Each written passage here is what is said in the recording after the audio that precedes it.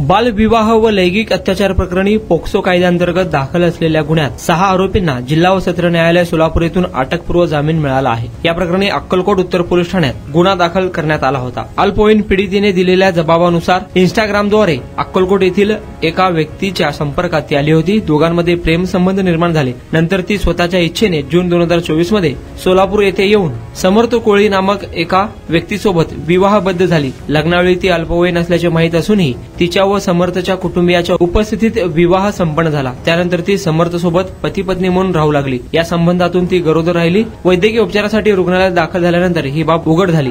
यानंतर समर्थ कोळी याच्यावर गुन्हा दाखल करण्यात आला। तसेच महादेवी रेवप्पा कोळी, रेवप्पा इरप्पा कोळी, वैशाली अनंत गुंड, अनंत नागनाथ गुंड, अंबादास रेवप्पा कोळी, लक्ष्मी अंबादास कोळी, राम राणप्पा बनसोडे, करिश्मा बनसोडे आणि रत्ना राम बनसोडे यांच्यावर देखील गंभीर आरोप करण्यात आले होते। यातील महादेव कोळी, रेवप्पा कोळी, वैशाली गुंड, अनंत गुंड, अंबादास कोळी आणि लक्ष्मी अंबादास कोळी यांना जामीन मिळावा यासाठी जिल्हा व सत्र न्यायालय येथे अॅडव्होकेट कदीर औटी यांच्यामार्फत अर्ज सादर करण्यात आला। न्यायालयाने त्यांचा अटकपूर्व जामीन सशर्त मंजूर केला। या प्रकरणात आरोपीतर्फे advocate Kadir Auti, advocate Dattatray Kapure, advocate Vaibhav Bonge, advocate Omkar Phadtare, advocate Mohim Pathan, advocate Shivratna Wagh, advocate Manish Babare यांनी काम पाहिले।